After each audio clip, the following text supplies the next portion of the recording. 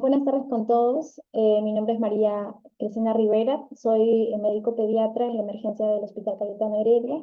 Y bueno, el tema que me ha tocado el día de hoy es triaje en emergencias pediátricas. Como sabemos, este es un tema muy importante, obviamente para priorizar a todos nuestros pacientes, ¿no? Más que todo en el área de pediatría, ya que no todos atendemos a tan chiquitos, a tan pequeños. Sin embargo, en la atención primaria esto es muy importante. ¿Para qué? Para saber cuándo no referir también a estos pacientes. Entonces, los objetivos de esta clase hoy día es más que todo ver lo que es triaje, cuál es la importancia de este, los orígenes y el sistema de triaje en el mundo, entender objetivos de triaje hospitalario, reconocer la metodología para la clasificación de la urgencia. Para esto necesitamos un proceso, ciertas características y funciones de un adecuado triaje y la presentación de algunos casos clínicos al final de todos estos temas. Como definición, ya todos sabemos que es triaje, que es prácticamente clasificar. Viene de la palabra triar, que por RAE es escoger o separar, y viene también del francés trier, que también significa separar.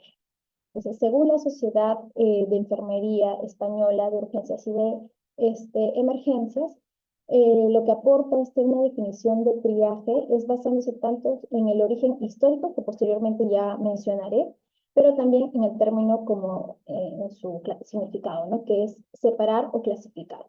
En este caso, como se escriba triaje con G o con J, no hay mucha diferencia. No hay la diferencia, más que todo es definir como diagnóstico a un proceso de valoración clínica preliminar para ordenar a los pacientes en función de su urgencia o gravedad. Antes, obviamente, de que nosotros valoremos el diagnóstico o la terapia de estos pacientes, ¿no?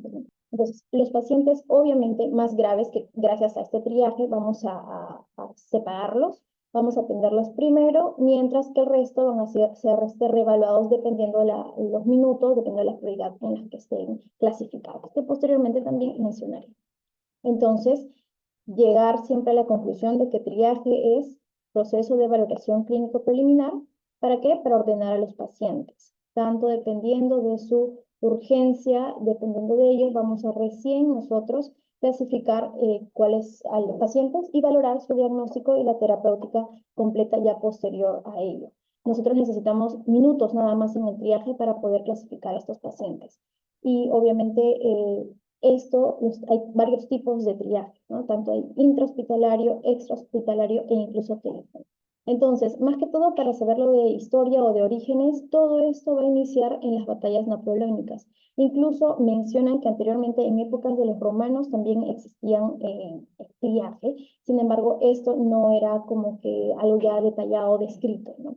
Mencionaban nada más, pero ya en las batallas napoleónicas lo que ocurre es que ya se crea un sistema de prioridad a la asistencia de los soldados heridos. En este caso, incluso pasa ya a los siguientes años, ya en la Primera y Segunda Guerra Mundial, donde ya ni siquiera importaba qué categoría o qué rango tenían los pacientes, simplemente los priorizaban según la enfermedad o el ataque o la enfermedad que tenía el paciente, ¿no?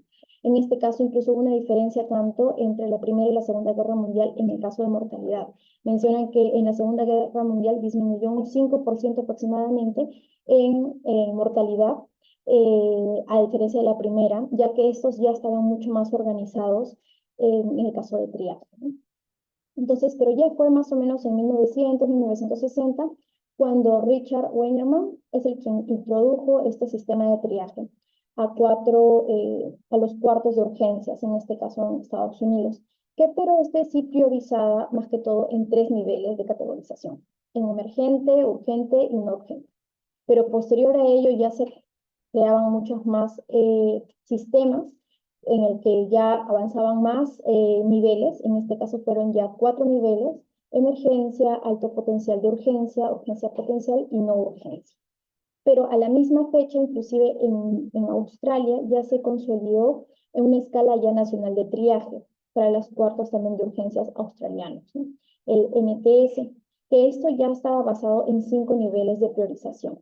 Incluso en esas mismas fechas ya se crean más sistemas. En este caso ya hasta la actualidad ya hay 5 sistemas de triaje, que son estos, que Claro, todos son estudiados en adultos.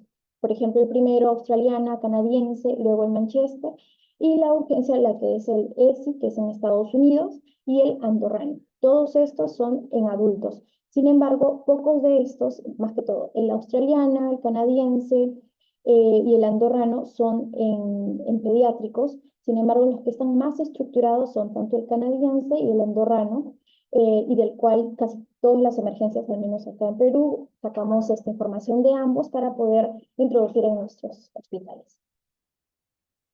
Para esto, un sistema de triaje tiene estructurado, uno que esté validado y obviamente sea un adecuado este triaje.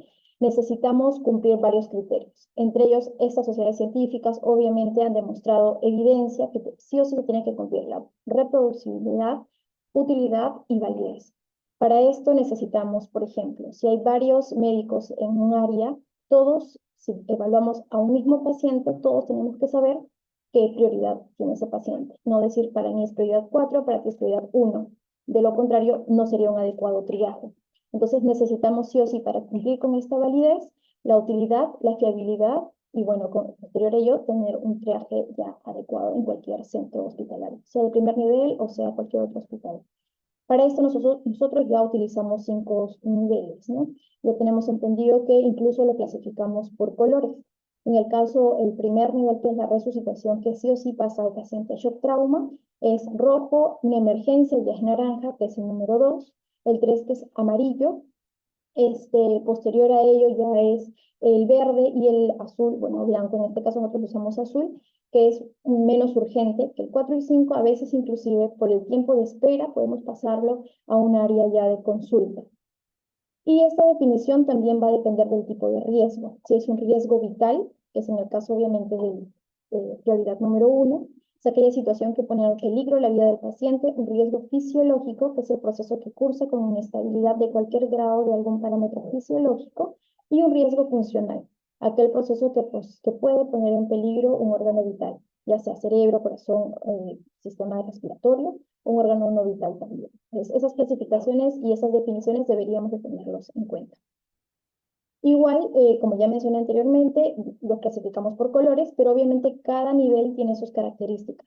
En este caso, si es nivel 1, el paciente requiere sí o sí de resucitación, un riesgo vital inmediato, que ya hemos conversado qué significa, y no espera nada, prácticamente el triaje, o sea, el llenado, podemos hacerlo posterior a la atención del paciente. Apenas identificamos a estos pacientes que son prioridad 1, enviamos a shock trauma. Si son nivel 2, que es una situación de emergencia con riesgo inminente, o sea, podría esperar un poco el paciente, tiene un tiempo al menos de espera, más o menos hasta 15 minutos. La parte del nivel 3 ya son situaciones urgentes, pero con riesgo potencial para la vida. Habitualmente requieren, obviamente, múltiples exploraciones en pacientes con estabilidad fisiológica. Incluso ellos pueden esperar entre 30 minutos, algunos dicen hasta 60 minutos, pero obviamente tienen que ser reevaluados para ver si no suben de nivel a nivel 2, por ejemplo.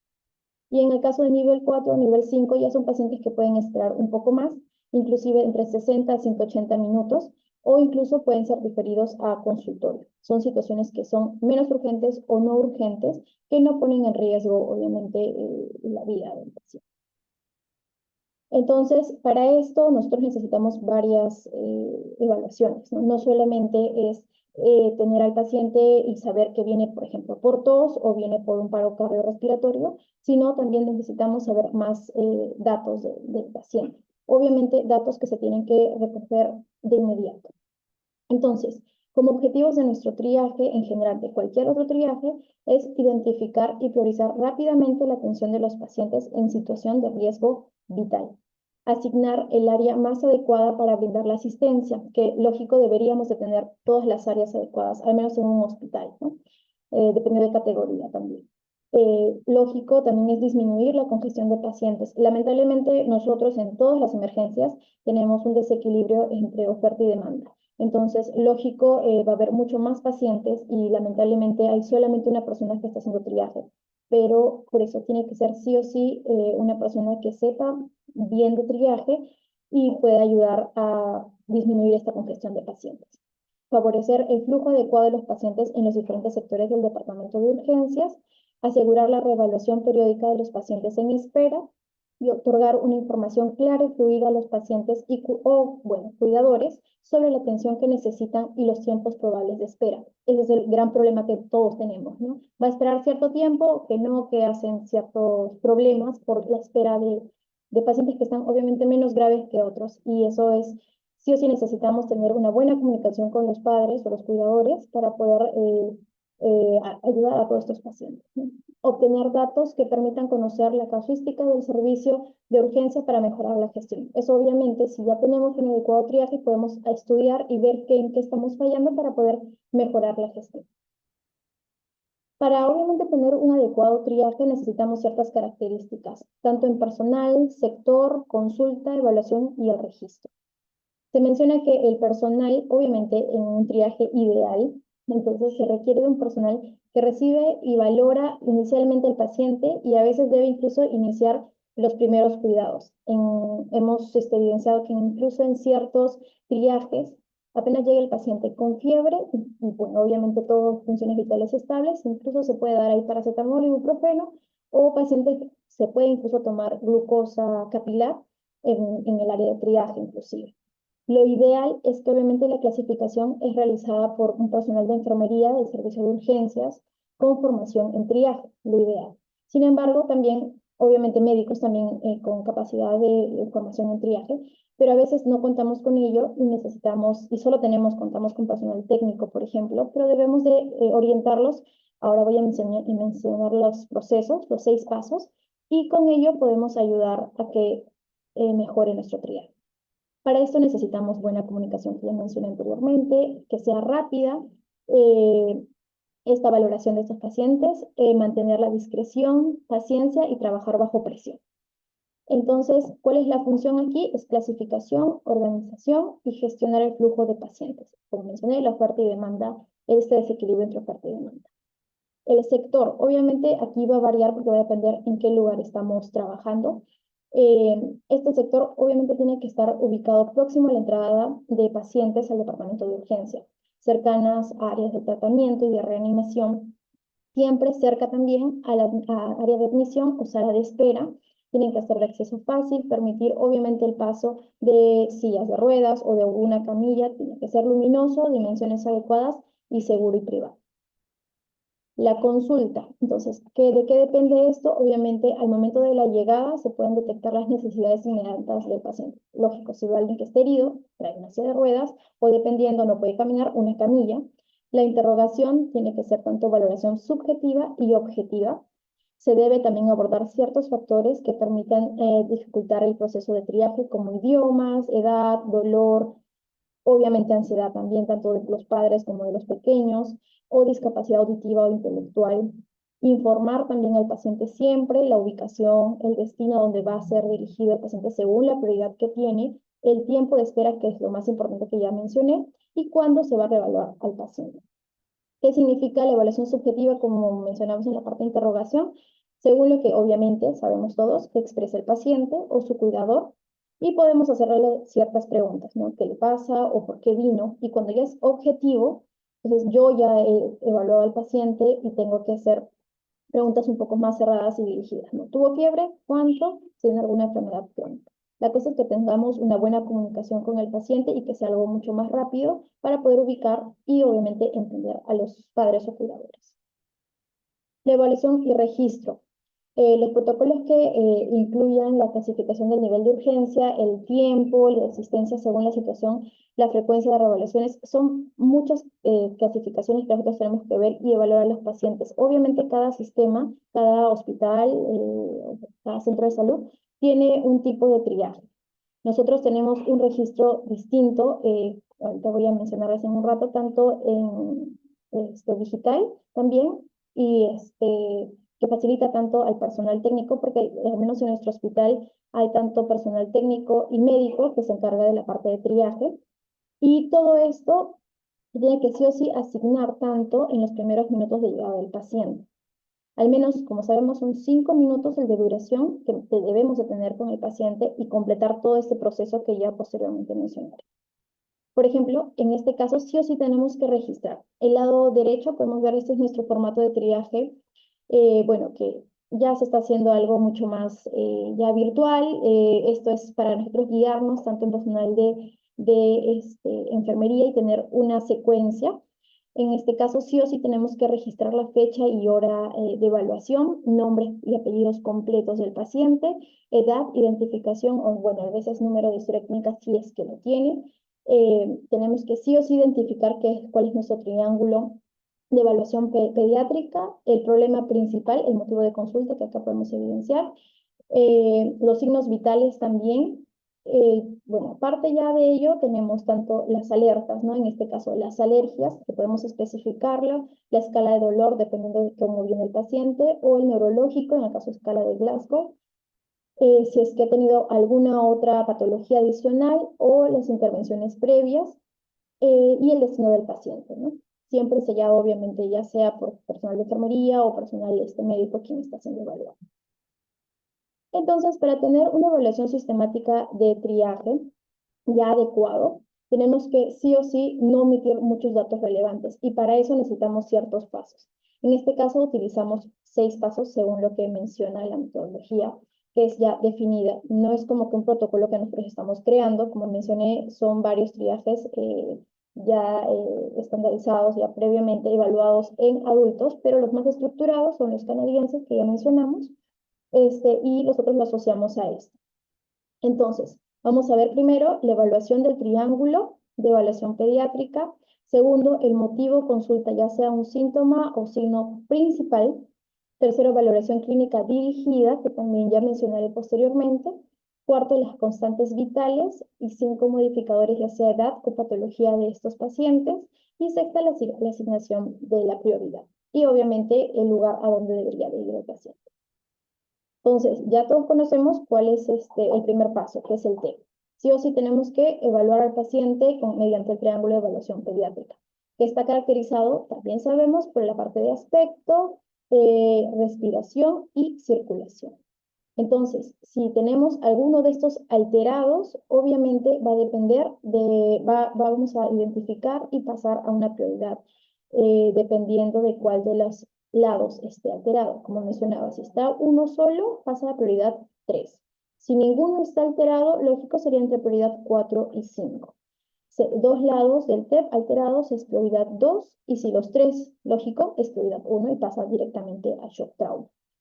Esto obviamente también ya tenemos en cuenta nosotros los diagnósticos fisiológicos, si es que están alterados o no los tres lados del triángulo de evaluación pediátrica. Podemos saber si es que tiene un shock compensado, un shock descompensado o ya falla cardiorrespiratoria, en este caso de estos pacientes. Entonces, apenas nosotros identificamos al paciente, ya sea prioridad 1 o 2, obviamente se detiene el triaje, ya no hay necesidad de seguir los siguientes pasos y vamos a enviar a los pacientes, ya sea a shock trauma, dependiendo cuántos pacientes tengamos, obviamente, o pasamos ya al área de observación. En nuestro caso, nosotros tenemos área de triaje, área de los tópicos, 2 shock traumas y una sala de observación de 6 camas aproximadamente.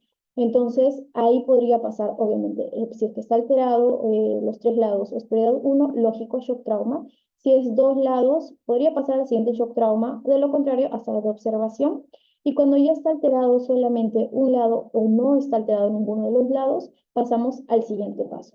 ¿Cuál es el siguiente paso? Saber cuál es el problema principal. En este caso, este problema principal, obviamente ya nosotros vamos a hacer una pequeña preguntas simples prácticamente a los papás del por qué vienen a la emergencia. Entonces, sea familiar o al niño dependiendo de la edad.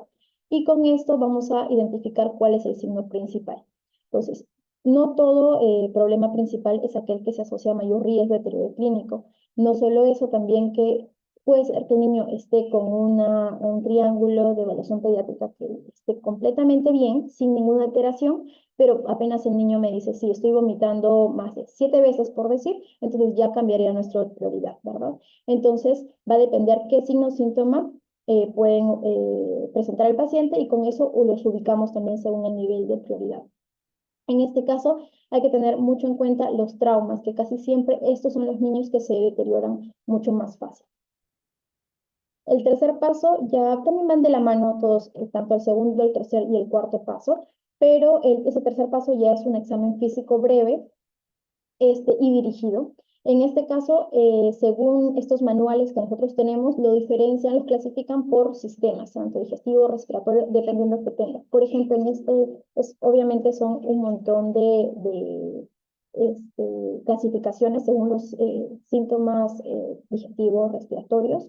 Nosotros podemos tenerlo en el manual y obviamente apenas nosotros colocamos dolor abdominal moderado, directamente nos va a priorizar a número 3, ¿no? Nivel 3. O en el otro caso, por ejemplo, si vamos en la parte ya respiratoria, el paciente viene con un estridor moderado en reposo, por decir, también les pasa a prioridad 3. Lógico, para esto ya nosotros hemos evaluado el primer paso que hemos dicho, el triángulo de evaluación pediátrica, el segundo que puede ser, viene el paciente por tos, simplemente, pero ya cuando hacemos el examen vemos que ya no es solo una simple tos, sino es un tos con estridor moderado, entonces ya pasaría a otra prioridad. Entonces, así vamos clasificando dependiendo qué sistema estamos evaluando. Cuarto paso ya viene a ser el caso de funciones vitales. Obviamente, todos también sabemos que nosotros usamos casi todo por percentiles, tanto frecuencia cardíaca, peso, frecuencia respiratoria, temperatura, etc. Entonces, nosotros esto también, cada prioridad tiene sus percentiles y los valores también, dependiendo de la edad del paciente. Entonces, según esto, vamos a clasificarlos también. Es lógico que si un paciente tiene más de 10 años y respira, no sé, más de, no sé, pues 20, 28, como dice, por ejemplo, obviamente ya no es normal, ¿no? Entonces la prioridad va cambiando. Va cambiando a prioridad 1. Y estos cuadros también están en este manual, están bien descritos. Quinto paso ya es valorar modificadores. ¿Qué significa? Por ejemplo, ya viene el paciente, sabemos que viene con tos, sin embargo, es un pequeño que tiene 2 meses. Entonces, o es un paciente que es prematuro. Entonces, esto ya sube el nivel. Entonces, de lo que, por ejemplo, era nivel 4, ahora va a subir a un nivel 3. Entonces, ya no lo mandaríamos por consultorio, sino sí o sí lo vamos a evaluar con cierto tiempo, obviamente, de espera posiblemente y reevaluación, pero no los mandaríamos a consultorio porque ya tienen ciertos valores que ya que se han modificado, ¿no? A nuestro nivel de prioridad. Y paso número 6 ya es cuando identificamos la prioridad. En este caso, como hemos mencionado, del 1 al 5, y estos se van a dirigir dependiendo cómo está clasificado nuestro hospital o nuestro centro de salud. Shock trauma, prioridad 1, que mencionamos, prioridad 2, en nuestro caso, en nuestro hospital, es pasar a observación, o tópico, pero muy rápido. Y el prioridad 3 sí podrían pasar a los tópicos, tanto respiratorios o no respiratorios, que también contamos. Y el 4, prioridad 4 o 5, ya es o sala de espera, esperar ese tiempo que hemos mencionado hasta máximo hasta 180 minutos, o pasarlos a un área que nosotros contamos, que es atención inmediata, que es un consultorio aparte, obviamente evaluado también por un pediatra. Pero para esto ya hemos visto que la clasificación, al menos de triaje, es adecuado si seguimos obviamente este proceso de 6 pasos. Sin embargo, también puede haber una asignación inadecuada de este nivel de urgencias. Podemos tener un sobretriaje o un subtriaje. ¿Qué significa esto? Que obviamente si sabemos que el paciente está muy mal, y nosotros lo priorizamos como, o sea, es una prioridad 1, pero nosotros lo clasificamos como prioridad 3, este paciente corre riesgo vital. Entonces, ahí siempre hay que tener en cuenta si es que estamos o no haciendo un sobretriaje o un subtriaje, y esto va a ayudarnos la reevaluación periódica de estos pacientes. Acá lo pongo en resumen, pero ver siempre este cuadrito. Ya sabemos que tenemos que atenderlos en cierto tiempo, no en minutos a estos pacientes. Acá, por ejemplo, mencionan 120 hasta 180 minutos. Sin embargo, si tenemos tantos pacientes, explicar a los familiares y decirles, ¿saben qué? Vamos a reevaluarlos a estos pacientes cada 15 minutos o cada media hora, dependiendo. Y si obviamente se agrega algún signo o síntoma en estos pacientes, lógico, lo subimos de prioridad. Entonces ya no se les va a atender en media hora, en 60 minutos, por decir. Entonces se les atienden en 15 minutos o dependiendo, ¿no? Obviamente eso se tiene que informar al familiar. Por ejemplo, si viene un paciente con vómitos y ya no vomita hace más de 2 horas. Entonces, señora, ¿sabe qué? Su prioridad ya es 3. Sin embargo, en un momento, cuando ya si presenta algún signo de alarma, como son los vómitos, puede acercarse otra vez a triaje, reevaluamos y aumentamos el nivel, ¿no?, de prioridad. También hay otra definición de triaje avanzado que, lógico, no siempre lo tenemos porque no contamos siempre con todo el personal que esté con una buena gestión tal vez o buen estudios en el caso de triaje específicamente, pero siempre hay que tener que orientarlos a ellos, obviamente, según este protocolo que hemos seguido de 6 pasos. Y lo otro que es atención rápida de fast tracking, pero en este caso tampoco solemos usar porque no todos tenemos consultorios, son obviamente para los pacientes de niveles 4 y 5. Antes que ingresen a triaje, ya sabemos cuáles son y les podemos enviar a consulta. Entonces, pero eso no aplica, al menos en nuestro hospital, no aplica. Entonces, como puntos claves, sabemos que triaje, ¿qué cosa es? Constituye un proceso de valoración clínica preliminar que permite clasificar a los pacientes según su grado de urgencia, prioriza la atención de los pacientes graves o con riesgo potencial de gravedad, organiza la atención de los pacientes de acuerdo a la demanda y a los recursos físicos humanos disponibles, se realiza obviamente de manera rápida y dirigida, como mencionamos, un aproximado entre 5 minutos, lo ideal. Debería ser estructurado, estar validado y contar con los 5 niveles de clasificación que también ya los mencionamos. Y bueno, debe de incluir también protocolos que definan la clasificación, el tiempo obviamente de la atención, las frecuencias de reevaluaciones que también mencionamos, según obviamente los síntomas o signos que se agreguen en el paciente. Y bueno, representa obviamente un indicador de calidad en la atención médica. Entonces, bueno, ahora vamos a presentar pocos casos clínicos para poder ver todo este proceso que mencioné, que son de los 6 pasos. Por ejemplo, si vemos a este paciente, llega a la emergencia este paciente, entonces evaluamos según lo que hemos hecho de nuestros 6 pasos, ¿verdad? Entonces, un pequeñito de 4 meses es lo primero dato que nos da admisión. Entonces, nosotros evaluamos el triángulo de evaluación pediátrica, que vemos que uno de los lados está alterado, que es la dificultad respiratoria. Entonces, ahí simplemente con un alterado ya sabemos cuál es la prioridad que tiene el paciente, ¿no? El motivo de la consulta, según lo que refiere la mamá, solo es tos, rinorrea, y justo hoy ve esa agitación. Entonces, la exploración dirigida, lógico, a nosotros lo que vemos es una dificultad respiratoria moderada. Funciones vitales, ya hacemos también en ese momento y en el cuarto paso, y vemos que está saturando entre 90 y 92.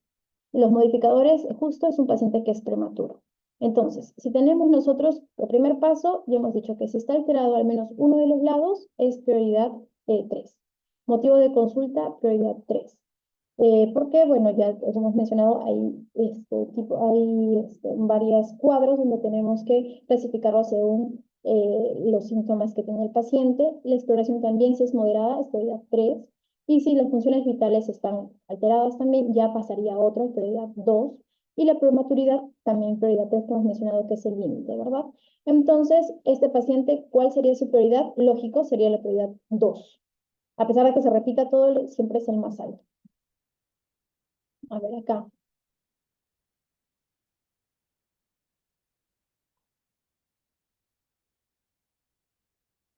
Ya está. Este es otro paciente. Tiene 11 meses también y viene con esa tos, ¿no? Esa tos que en verdad a la mamá tampoco le llamó mucho la atención. Ya nosotros le identificamos en la emergencia, por decir. Entonces igual viene con el TEP, dificultad respiratoria, motivo de consulta, según dice la mamá, es tos seca, persistente, pero ya escucha el estridor y obviamente la agitación en la emergencia. La exploración dirigida también es tos persistente y dificultad respiratoria, funciones vitales igual 90-92 y modificadores no tienen ningún antecedente. Entonces, igual hacemos lo mismo según el TEP, prioridad 3, motivo de consulta, prioridad 3, exploración dirigida, prioridad 3, funciones vitales, ya es prioridad 2, prácticamente como el caso anterior. Y los modificadores, en verdad, si no hay patología, sabemos que es entre prioridad 4, 5, no hay ningún problema, pero obviamente este paciente es prioridad 2, ¿no? Como estamos viendo, el más alto es prioridad 2.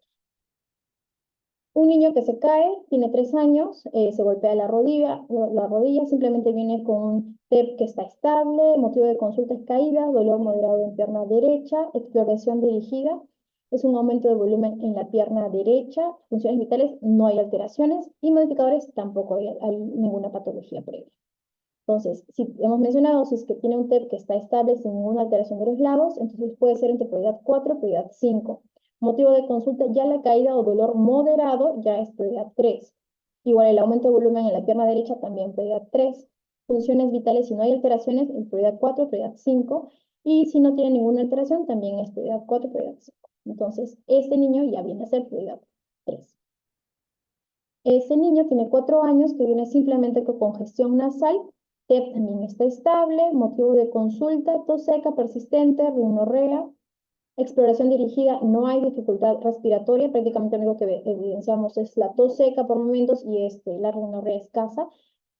Funciones vitales, no hay ninguna alteración, son los percentiles que tenemos. Y evidenciamos que prácticamente lo que tiene el pequeño es, por la tos seca persistente, subiría a prioridad 4, pero el resto es prácticamente prioridad 5.